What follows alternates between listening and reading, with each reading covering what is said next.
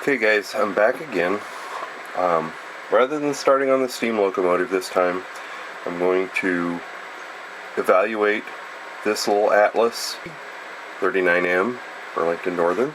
I'm being a little premature on this one because ultimately I want to use one of the engineering rotary beacons on this. So I'm going to put in my DZ143 that I showed you the other day. It will give me the extra light functions, and if I decide to add ditch lights or something else, although I don't think these had ditch lights, but you know, we could add them to them. It'll give me the capability, and it'll just be a simple matter of pulling the shell off and adding that. I'll already have the decoder installed and everything else. Screws here and here that hold the two halves of the frame together. Fuel tank just pops off. So let's get this fuel tank off.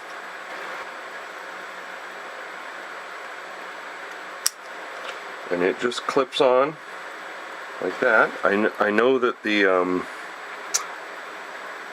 walkways and stuff are separate. So is the cab.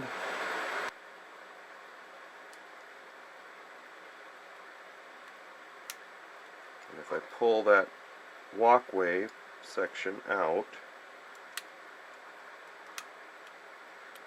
and get it to disengage from the shell. Mostly disengage from the shell. Okay. Got everybody flying apart here, different directions. Make sure the handrails come out of their little holes. Right here. Okay. So, shell's off.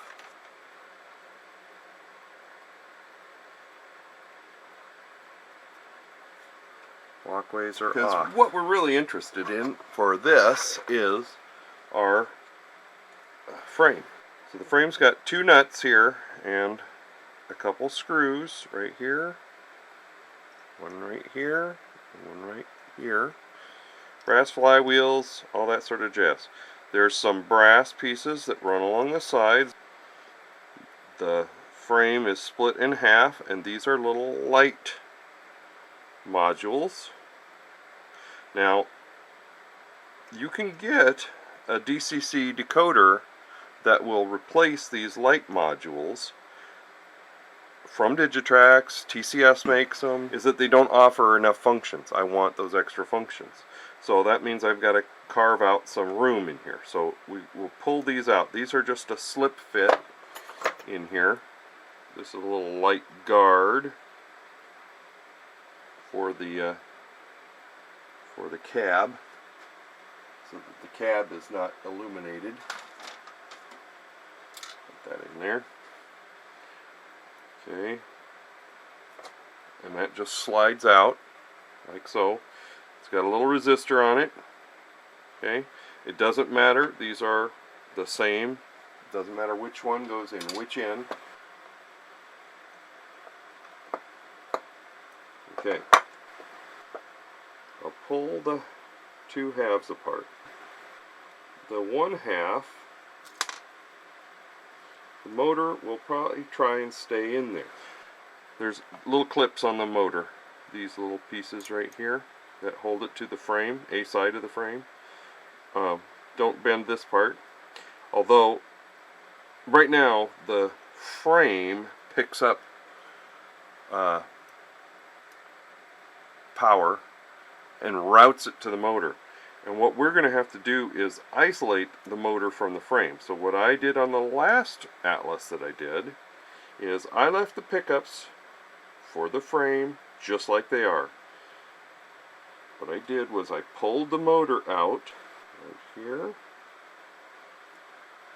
I just want to push them in and knock them so that they're not hanging on. Okay. Now I can lift the motor out. And I'm going to separate the motor from these little worm gears. There's a little hex piece at the end, but I want to kind of leave the worm gears intact with their appropriate bushings. Let's just take this all the way out. Take that out.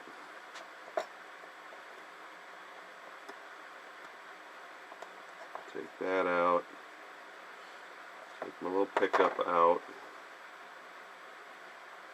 We've got these little insulating bushings right here and right here. And there's nylon nuts in this side of the frame, right here and here. And these two little ears, one right here, one right there, hook into these little pockets. There's a little pocket right here on the frame, and that's what holds the trucks in. So in looking at this, you can see that there's a tiny bulge right here, one back here, and there's another one on the other side. They fit up into the shell. There's a little dimple right there, and that's what holds the shell on. Let me get here the decoder and we'll scope that out. Now I can shorten this up a bit because the actual circuit board does not start till back here, so I can trim that much right there, that much of the that shrink tube off. Same at this end. I've got a little bit down here that I can trim off. I'm going to do that. We need it as tiny as we can get. One thing I don't want to do is carve through my wires. I've got my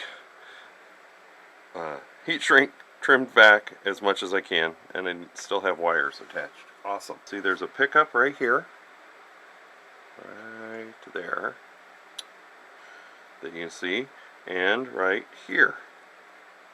Okay, and what I did on the last one was I just bent those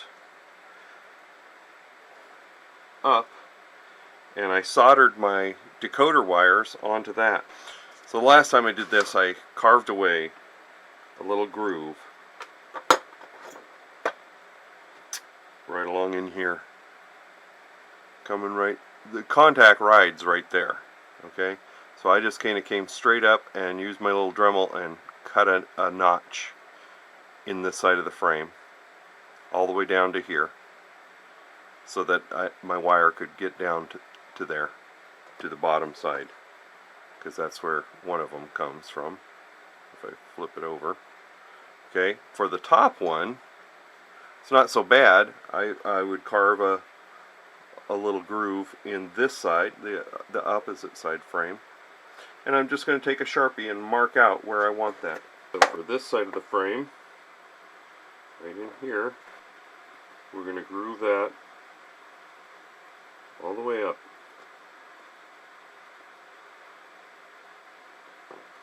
Okay, and on this side of the frame, mirror that.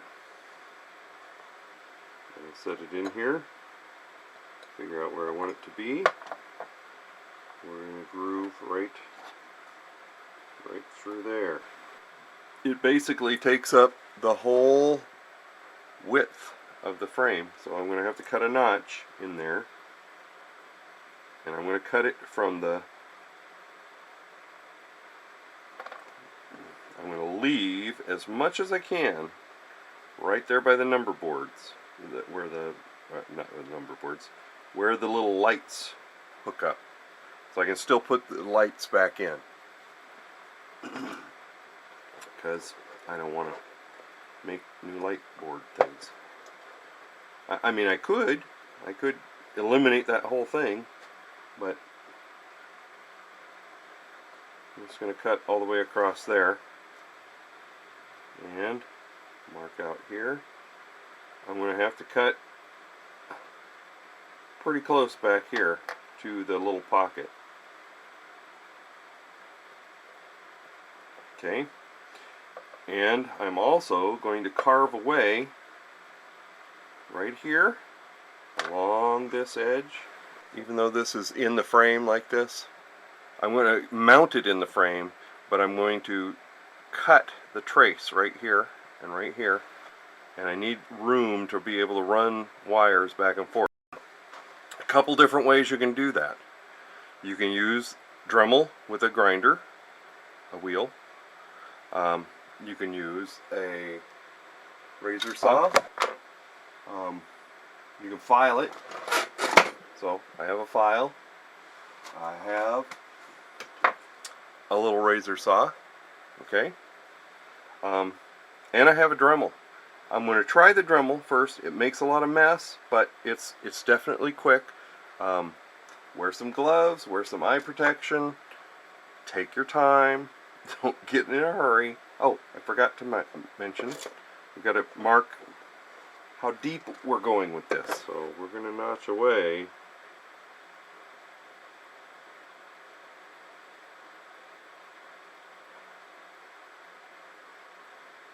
quite a chunk. And I mean, the marks are just right now for reference. I will obviously be test fitting, and this will have to come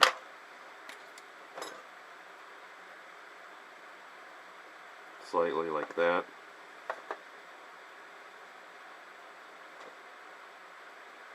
To get that all done. But I'll do this out, set everybody else aside, take my decoder, get the old Dremel out here, and we'll have at thee.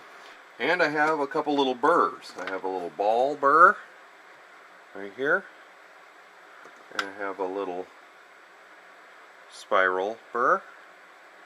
And they may make taking some of this out a little faster.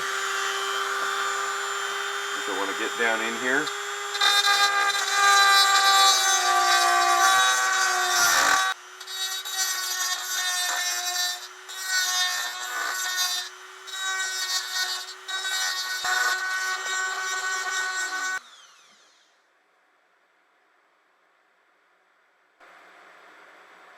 And when we get done, we'll clean all that up with a file. And I'm going to carve along here. I'm going to swap sides, let that cool off. I'm going to carve along the top edge of this one.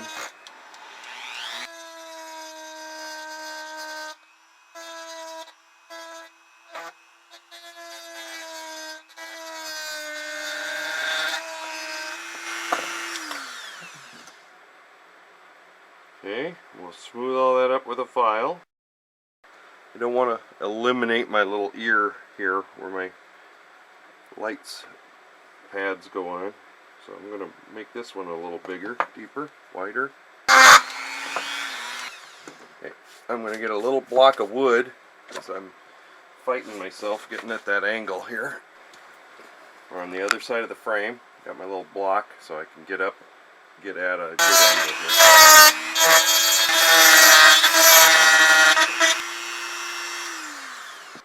So I'm going to switch to my other little burr, a little bit more aggressive and a little bit bigger.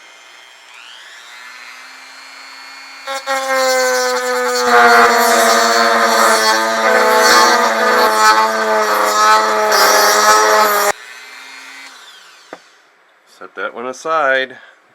Getting warm, so we switch.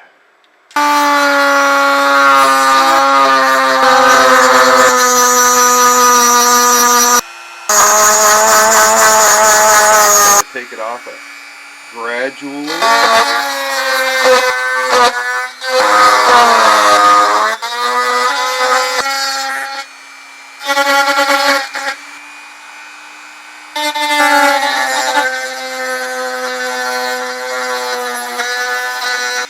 Okay.